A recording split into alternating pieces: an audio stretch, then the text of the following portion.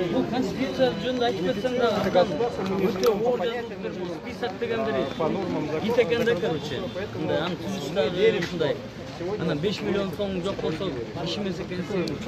Анан ушуну токтотуш керек. Олигархтар эле, депутаттар эле Кыргызстанда 30 жылдан бери жеп жүргөндөр эле депутат болбош керек. Бул Кыргызстан деген партияны билебиз, бул бийликтин эле партиясы. Бийликке эч качан оппозицияда болгон эмес, ушу бийликтин Шакинин эле партиясы. Арак завод. Эми буларды ЦИК оюндан ат чабыштан алдыбы? Болду, сотто алыш керек мунучу. Антпесе азыр сот албаса, моякта недовольство күчөп кетет болчу. Кыргызстандын мурун 100 миң деген шайлоочулар болгон, 2015 жылы элдин баарын алдап атып, троллейбус бесплатный болот, автобус бесплатный болот. Төрөлгөн балага, туулган балага 5 миң сом сүйүнчү беребиз дештиле. Туулган балага. Эми эмненин баарын гана обещать этпеген партияда. Эми ушул партия кайра эле келип атат. Эми бул партияны ЦИК алып салдыбы? Ошол ойдон алып салыш керек. Алып салыш керек. Биз ушу акыйкат деп чыктык, могу балдардын баарына вертейин төлөнбөй эле чыкты. Бүт баары мына мурдакы заман эмес азыр акча берип тигил Лев Толстойдон биржадан алып келчү заман эмес. Мына азыр Фейсбуктан айтты, Инстаграмдан айттың, ушундай адилеттүүлүк деп чогулуп атат. Мунун баарын сот учитывать этиш керек. Бардыгын азыр ушул президенттин бир эмеси турат, мисалы. Таза шайлоо өткөрсө тарыхта калат. Таза эмес шайлоо өткөрсө биз Белоруссия эмеспиз. 350 миң киши чыгып алып жөнүнө тура бербейбиз мүнтө эле. Мүнтө эле кылтылдап эле туруп пакет алып келип мусорду алып кеткен андай эмеспиз биз. 1,5 миң киши чогулса эле таш менен согушат бизде. Анан азыр монун баарын токтотуш керек, ушу бийликтин беспределдерин баарын. Мон мекеним Кыргызстанда Бекборбиев уже шуулдатып ырдап атат. Бул народный артист да. А эмнеге мекеним Кыргызстан ырдай бериш керек азырдан эле? Ал ырдайбы, сүйлөйбү? Бүт баары агитацияда. Эмне байлар эле ушу Кыргызстан байлардыкыбы бүт баары? Байлар менен эле түгөн кала, базаркомдор менен эле. Бүт парламентте базарком, бой бесправил, ушунун баары эле да. Бир академиги жок. Академиги Жумалиев. Жумалиев академиги. Жумалиев. Мо бир болдон айткан, мисалычы. Шадиев. Канча кимдер бар эле дагы? Ушундай карагылачы мында бүт олигархический система. Ушул олигархический системаны ушул конституция менен коюшкан атайын 5 миллион сом таба албай калсам, мен эч жака чыга албайм, мен киши эмесмин. Мен офис ача албайм. Понимаете? Мо агитатор деген туура эмес, агитатор бүт баары бесплатный болуш керек бул. Жүрөктөн жүрөккө агитация болуш керек. Мунун баарын туура эмес кылыптыр. Бүт баары конституцияда байларга гана жазылып калыптыр. Конституцияны карасаңар, права и обязанность граждан бир эле мынчалык глава. А жогорку кеңештикке карасаңар 5 парак. Правительстводан караса 5 парак. Кыргыздан бизде өзүбүздүн укугубузду корголбойт экенбиз. Бийлик элдики. Элдики гана президент бийликтен мисал бийликтин башчысы эмес, бирок президент элден ылдый турат, элдин бийлигинен. Бүт баары элдин бийлигинен ылдый турат. Эл кандай десе ошондой болуш керек. Азыр ушул жерден туура эмес чечим чыкса, эч кандай эме кылбайбыз, бирок ушундайынан. Семик байке, бир суроо. Азыр элдер айтып атпайбы? БШКдан өтпөй калса дагы сот аркылуу баары бир Кыргызстан партиясы шайлоого өтүп кетет депчи. Сотторго кандай кеңеш бересиз, кайрыласыз? Азыр соттун баарын бир 50дөй соттун списоги бар да негизичи. Чыгарбайсызбы? Бүт баарын. Эми азыр чыгарабыз, Кудай буйрса. Ушул соттун 99% ишенич болбойт өзүчө. Но бирок азыр айтып атабыз. Ушул адилеттүү чечим чыгарып берсин. Элдин баары мо каршы болгон элдер. Каршы болуп келишти. Туурабы балдар? Тура. Айтсаңар, чындык деп келишти. Бир тыйын берилген жок. Давайте чындыкты, сотта чындык болсун, президентте чындык болсун, премьерда бүт бар чындыкта жашайлык, бүт калпта жашап атабыз. 30 жылдан бери бизди ушундайынан билишти да, ушундайынан жешти, каалаган жеди 30 жылда. Бир 300дөй непорядочный олигархтар бар, ошолор жешти. Мисалы, олигархтын баары порядочныйлар бар, мисалы, Шорого эмне деп айтасың? Эмне, жарма жазаба дейсиңби? Или Куликовский тортко эмне, бирдеме дейсиңби? Анан татанды $20 000 жана Жумалиевдер тайекесине жыйынын эле 20 000 долларга эле приватизациялап атсаң эмне дейсиңер? А бизге эмне бүт бары гастарбайтер болгону келген элбизби баарыбыз? А булар эле жыргай береби 300 киши. Азыр ушундай заман келди, мо карапайым калк бүт бары бир туруш керек. Мо көпөстөргө бир турушубуз керек. Коррупционерлерге бир турушубуз керек. Коррупция президент болсо президентти да айтышыбыз керек. Баарын айтышыбыз керек. Ошондо чындыкка келебиз. Чоң рахмат. Айта, кандай ойлойсуңар? Тура. Биз дагы колдойбуз. Сыймык мырза айткан, биз дагы колдойбуз. Колдойбузбу? Достор, могу баары Белоруссия чепуха болуп калат. Мына ЦИКка да айтабыз. Өмүрүндө ЦИК биринчи жолу правильный решение чыгарды. Ошо решение калыш керек. Калыш керек, турабы? ЦИКтин решениясы калсын. ЦИКтин решениясы БШКныкы калсын ордунда. Калсын. Сот ушунча киши менен ойнобосун. Кыргызстандын 100 000 талапкери жок, мурдагы заман эмес азыр. Турабы? Адамдын көзү ачылган, баары ойгонуп келип атышат мынакта. Бизге нечайын айтты, 1 сааттын ичинде айтты, мына азыр деп. Мына чогула калдык, а? Достор, ошо акыйкаттык болсун, ошого эле келдик. Бүт баары ушуну угуш керек. Беспредел боло берсе, жарылабыз. Мына ачык эле сөз. Мына мен чыкпай койбойм, чыгам ушинтип. Жарылып кетебиз. Биз Беларусь эмеспиз. 3-чү жолу айтып атам. 350 000 киши чыгып алып жөн эле тура бербейбиз мынтип. Мо БШКнын любой чечимине биз туруп беребиз. Любой чечимине. Башка партияларда нарушение болду эле сиз оюңузча? Кандай? Башка партияларда нарушение болду эле да кандай болгону? Бекборбиев уже мекеним Кыргызстанда бырдап жүрбөйбү? Аларга эмне эчтеке болбой, биз футболка кийип жүрсөк эле биз деметөбү агитация деп. Турабы? Ушул нарушение болот. Ошол үчүн мо кыргыз элиме кайрылам. Монда патриот жигиттер бар, акчага күйгөн жигиттер бар.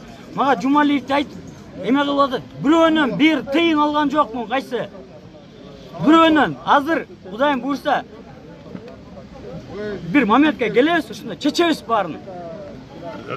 Кудайым буйрса, мыйзам талашында. Райымдан 30 000 доллар алдырып атпайбы, сен айтпайсың. Эми ушинтип эле айтып берет экен. Райымдан 30 000 доллар алды. Мындан эми келип бетиме айтсын. Райым айтсын. Жумалиев бетиме келип айтсын. Мындай албаган балдар болот. Ошого ишенгиле. Мен силерге политик эмесмин. Жүргүлө деп, мо элдин арасынан чыккан жигитмин мен. Элдин арасынан эле чыккан мына. Ушундай эле жигитмин. Азыр элдин таламын конкретно колдойбуз. Саясатта эмес, биз мо чоң азат кыймыл деп атпайбызбы? Ушу чоң кыймылдын негизинде Кудай буйрса колдойбуз.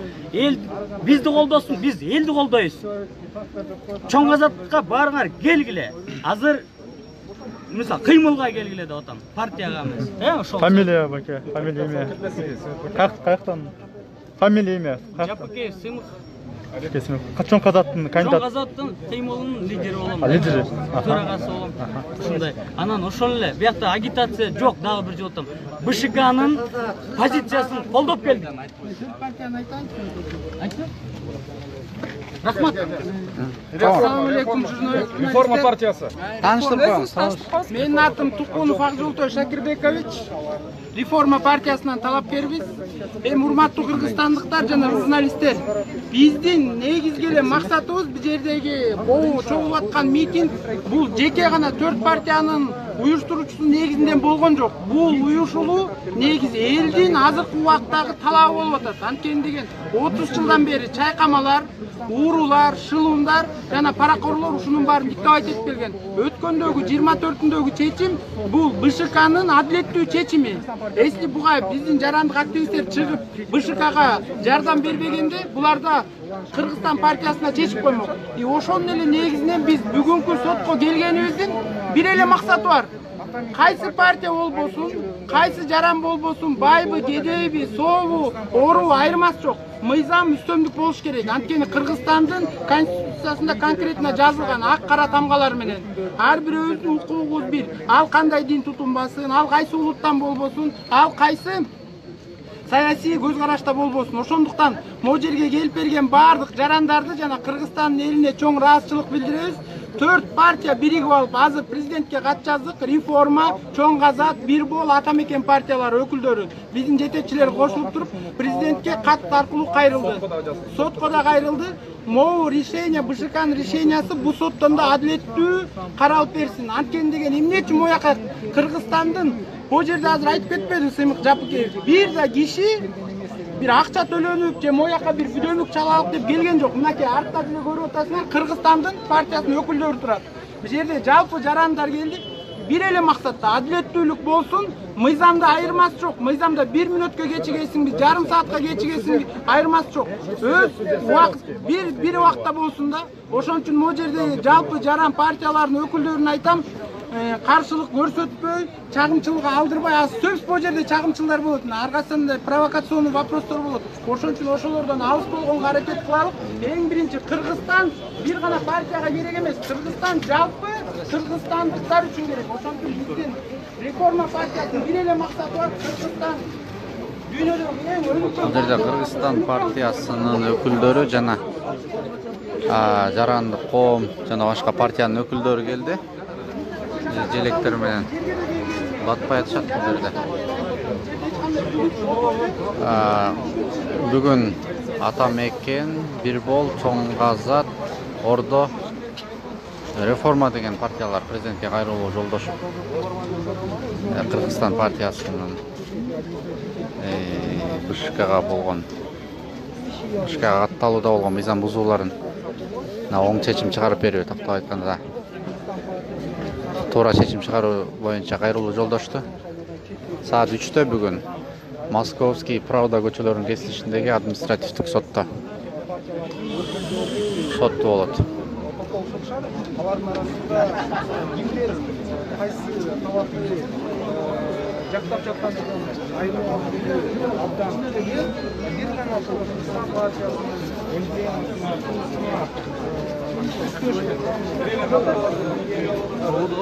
жигиттерден гана аталган адамдар Кыргызстан партиясынын талабын талашып келген деген көрүү болот.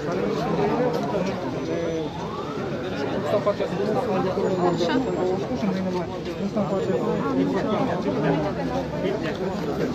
Улиш Лаки кандай?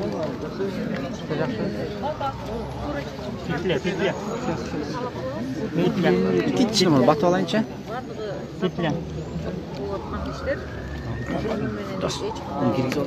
Макул эмесмиз. Ошон үчүн жолдоштор болуп өзүбүздүн сот сиздердин партиянын кызыкчылыгына же болбосо арызын канааттандырбаса андан артка кадамдар кандай болушу мүмкүн? Биз биринчиден азыр ушул чечим туура чыгат деп өзүбүз ишенип атабыз. Анан башкача чыгып калса дагы көрөбүз да. Полицейдин чечими болот, партиянын өзүнүн ою болот, ошого карап Вы считаете справедливое решение ЦИК принял о том, что вернул документы? Несправедливо. Если было бы справедливо, нас бы, наверное, здесь нигде не было. Чолпон эже, бир да мыйзам бузуу болгон жок деп ойлойсузбу Кыргызстан партиясынын катталуу аракетинде? Техникалык. Силерден кеткен жок. Техникалык катачылыктар. Катачылыктарда эми бул лидерибиз дагы Канат Исаев айтып атпайбы? Бул жөнүндө өзүбүз дагы бардык жерлерде интервью бергенде айтып атабыз. Техникалык гана кетти. Шайлоо баштала элек. Эгер шайлоо башталганда ошондой подкуп болуп же ошол жерде бир кандайдыр бир маселелер болсо, анда биз мойнубузга алат элек. Азыр эчтеке баштала электе бизде болсо ушул шайлоого киргизбей койгону биздин болсо граждандык укугубузду тебелеген деп эсептейбиз. Буга чейин техникалык катаны кетиргенде жагдайлар сиздерге териштиңизби? Саясий кеңеш тарабынан, партиянын активисттери тарабынан буга эмне себеп болду жана кайсы бир чаралар көрүлдү? Жоопкерчилик жаатында. Жоопкерчилик жаатын обязательно биз, конечно, карап атабыз. Биз деле өзүбүз иликтөө жүргүзүп атабыз. Бирок биздин оюбузда бүгүнкү күнү бизди ушул эме шайлоо участиеден алып таштаган бизге эч кандай бул жерде эме жок деп ойлойбуз да. Негиз жок. Канча болду я? Киребиз го? Бул жерде мыйзам бузулган эмес деп эле ойлойбуз. Оякты бошотуп коет, келгиле, башка процесс.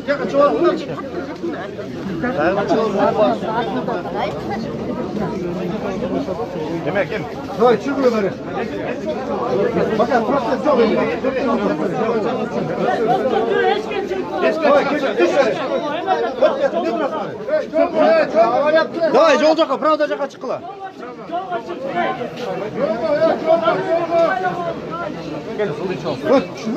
Бул жерде Кыргызстан партиясынын жактоочулары дагы милиция алдын бошотуп койгула атат. Çok